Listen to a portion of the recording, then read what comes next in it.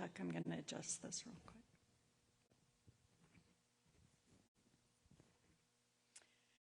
This is a great view. I concur. This morning we're continuing our series on saints, mystics, and misfits. Certainly saints and mystics can feel a bit unattainable. So I figured, since I'm presuming most of us, at least spiritually, have felt like misfits at some point in our lives, or we wouldn't be here. So I wanted to focus this morning on something a bit more attainable for us. So focusing on misfits and on something called the middle road and the creative path. I'm going to share a little bit after the reading about my path as a misfit. Since it's my first time speaking here, I have spoken in other spiritual communities previously, but very happy to be doing it here the first time. And then I'm going to talk about creativity as the middle road, and then share some guideposts along the road. So let's begin with our reading this morning. This is from a book called Blessed Are the Weird, a manifesto for creatives by Jacob Nordby. And these are each different excerpts from his book, so they're not going to flow as one.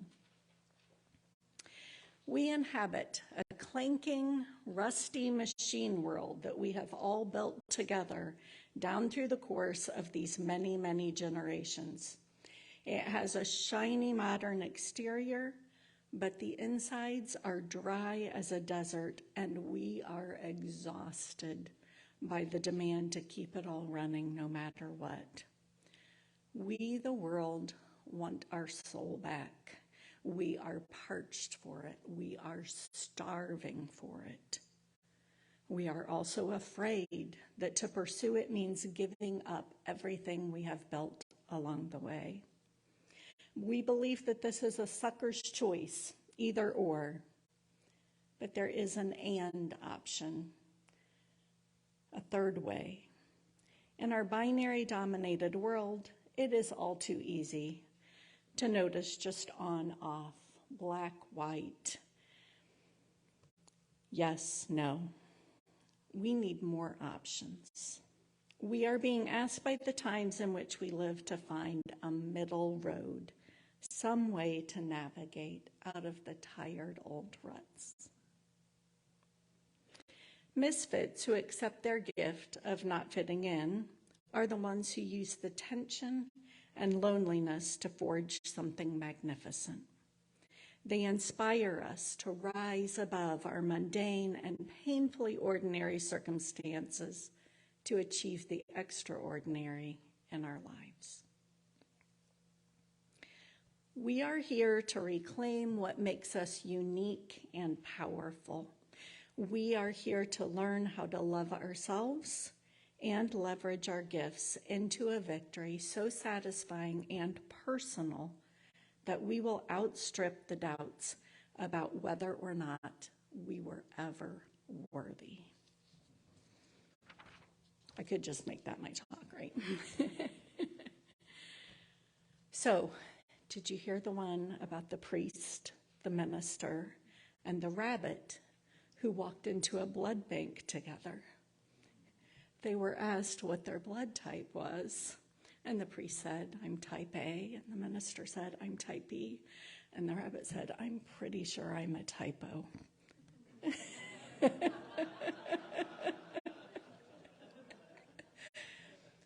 I certainly felt a bit like a typo growing up. I felt like a child of immigrant parents, even though my ancestors have been in this country for many generations. I can pretty much sum up the way I felt in Wonder Bread versus whole wheat bread. I grew up in the 70s, and everyone I knew ate Wonder Bread. All the kids at school, their parents, everybody. We ate whole wheat bread. We didn't eat the whole wheat bread that you bought on the shelf at the store, which I think was called Roman meal or something at the time. No, we made our bread from whole wheat flour that we ground from wheat that was delivered to our house in the inner city in Indianapolis on a semi-truck. And invariably, the driver would walk up and knock on the door, just shaking his head. And he'd go, I know I've got the wrong address here. Did somebody here order 8 50-pound bags of wheat? And we'd be like, yep, can you carry it in for us? Not only were my parents health food freaks long before anybody else was into health food, but they were incredibly strict about everything, our education, our homework, our schedules. Think Captain Von Trapp strict. I was not allowed, for example, to shave until I was 16. So I was the only girl in my freshman gym class who had not shaved. I felt like a misfit.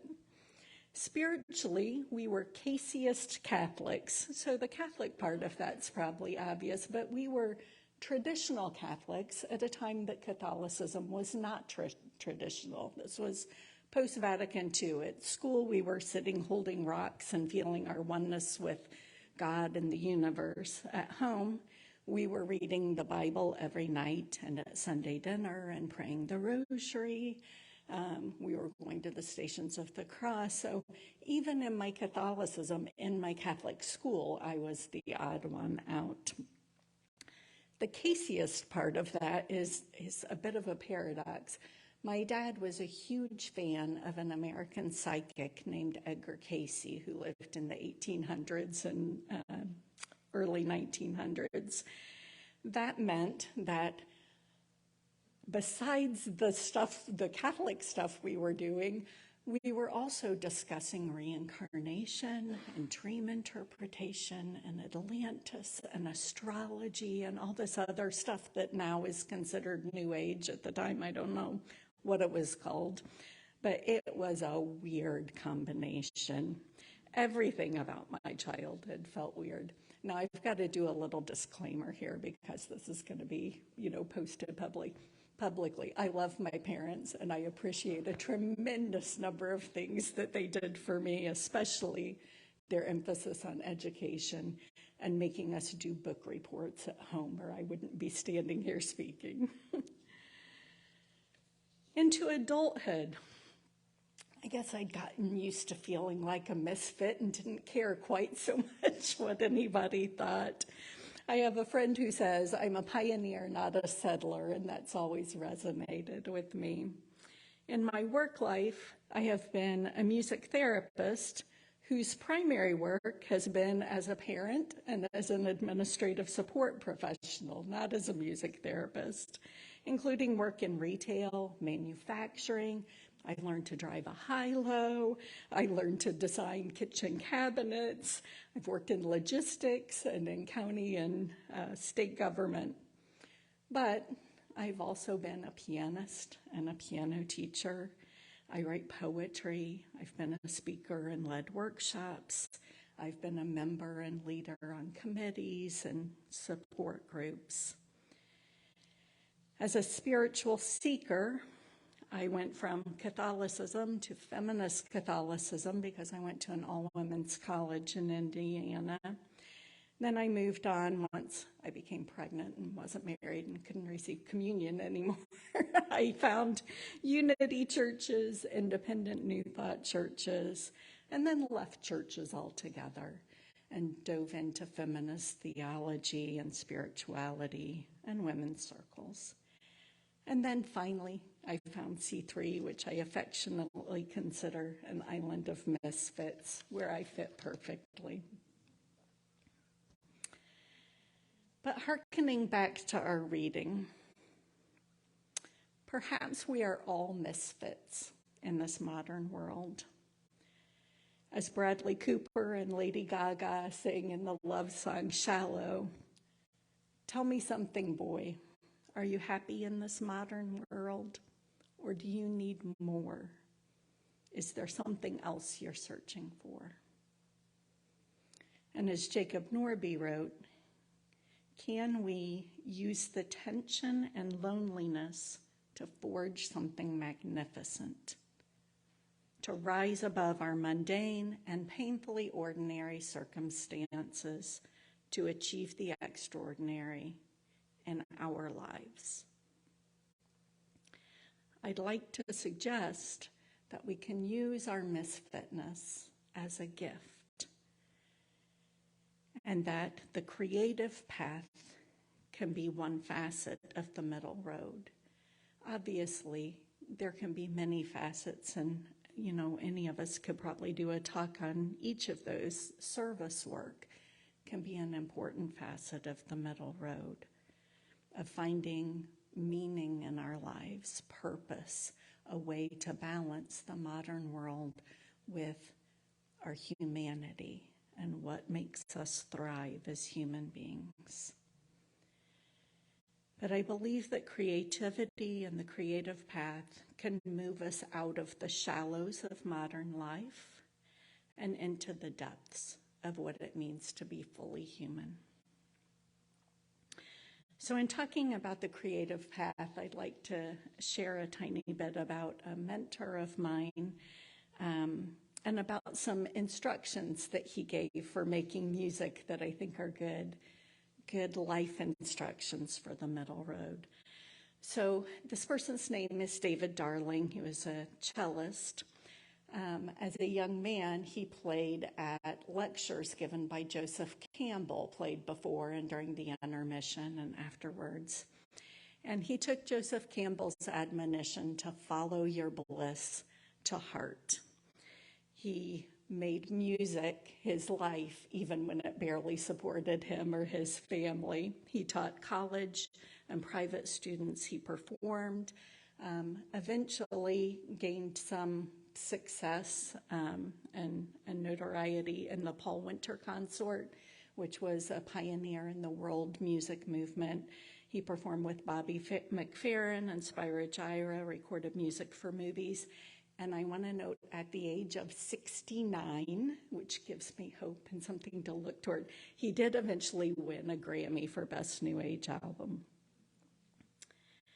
But his passion was teaching, and teaching that music is for everyone.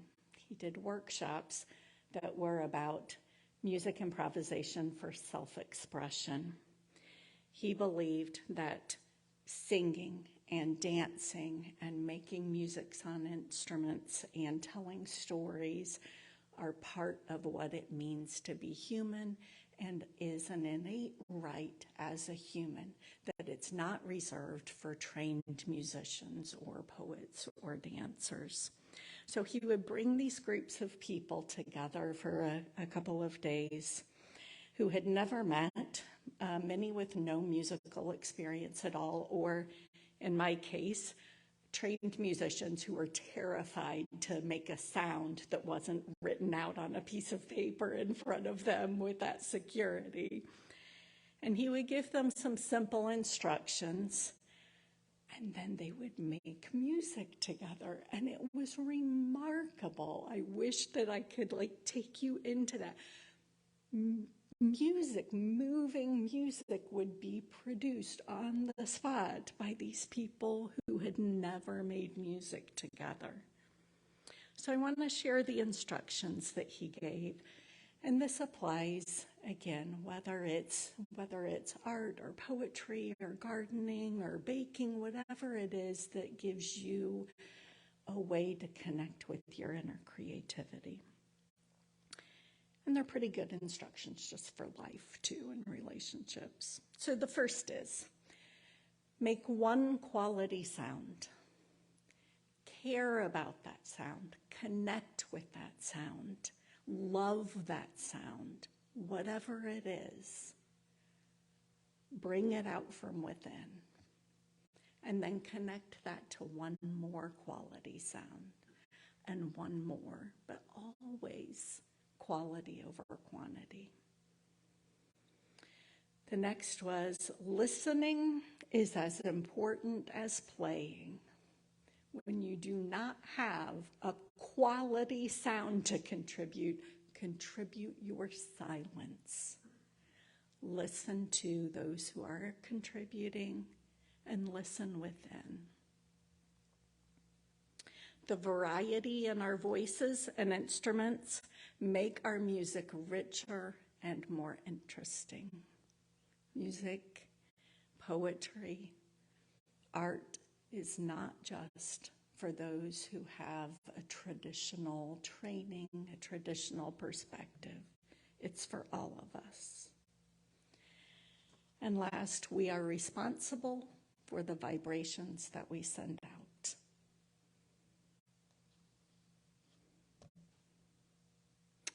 So then I wanted to share some signs along the middle road, and I'm sure each of you could contribute your own. I look forward to hearing those afterwards in the talk back. But just some signs that we're on the right track. Take cues from your childhood. For me, one of my havens as a child was obviously learning music and to play the piano and singing. But I also loved board games, and I loved to sit in trees. I wish I could find a way to do that as an adult, if you know of any, John. I love to write, and I still write poetry. I love to do puzzles. I still do that. I love to look at beautiful art, and I still do that. And friendships were also a haven. I think there's something creative about creating a relationship, about how we paint ourselves and how we see the other person that taps into our deep humanity. The next is express what's inside of you. So I'm going to break that down. Express, so get out what's inside of you, not someone else. You don't need to tell anyone else's story. I saw a quote recently that I thought expressed this far more beautifully than I ever could, and I hope I'm saying her name right. Haim Ora, she is originally from Nigeria. She's an artist. You gotta resurrect the deep pain within you and give it a place to live that's not within your body. Let it live in art. Let it live in writing. Let it live in music. Let it be devoured by building brighter connections. Your body is not a coffin for pain to be buried in. Just love that. Your body is not a coffin for pain to be buried in. Put it somewhere else. So the next one I want to share, these next two are from a book called Don't Keep Your Day Job by Kathy Heller. Contrary to the title, it's really not about jumping off the deep end and quitting your job and just trying to do your hobby to support yourself. It's really about how we express our creativity. But something she said that I hadn't heard put this way before is to be willing to iterate. So many of us, especially in this time of social media, want a beautiful, finished, polished product that we can put out there on Instagram or Facebook for the world to see, whether it's, the first time we used a recipe and now we want to share it with the world, or the first time we've painted, we want it to be social media worthy. That's not what the creative path is about. It's about doing the work. Alex Haley has this writing about being in the shadowlands, about that if you want to be a writer, it's not about being published and the talking tours and the releases and the fame. It's about being a writer. It's about doing the work, that you are a writer because you are a writer, because you can't help but write. So find that thing and do it with a beginner's mind. Be willing to be a beginner. Just be willing to iterate. And then the next idea that I got from Kathy Heller is that your creativity is for your people. It's not for everybody. Not everybody's going to love what you create. And that's okay. It's for your people. For many of us, it might be the way that we find our tribe, the misfits like us, the people who see with the same perspective that we see. And it takes courage to start putting that out there, right? But we're not here to look down at our navels and bemoan our misfitness, right? We're here to lend a hand back or to the side. And our creativity and our art, whatever form that is, again, can be a way to signal to other people along the path, hey, I'm this kind of misfit. Hey, I see from this perspective. And it helps us find our community and encourage those around us. So the last one is surround yourself with people on the middle road, creatives, thinkers, doers, people who inspire you, who remind you that despite the full-time job, the full-time volunteer work, the bills, the laundry, the groceries, all the things that we all have to do every day of our lives, that this is important, that this is worth pursuing, that this is part of being a human being.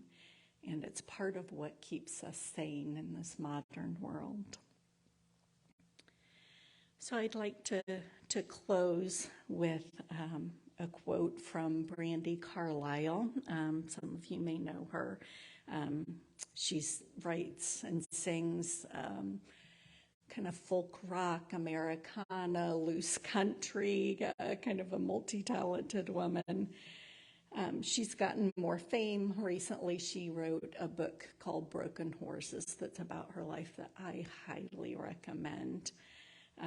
If anybody's a misfit, it was her. And although she has some fame now, she certainly didn't start out that way. She just started out because she was a singer and songwriter, and that's what she had to do.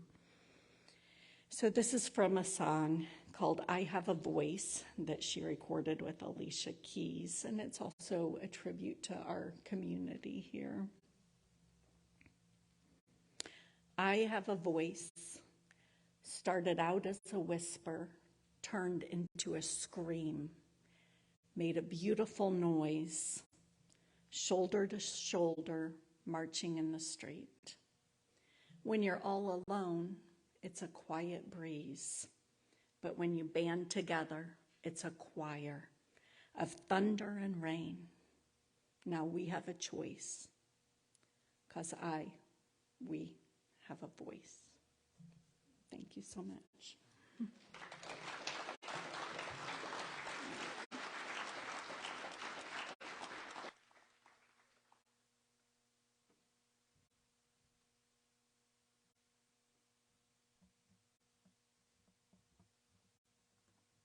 That was lovely.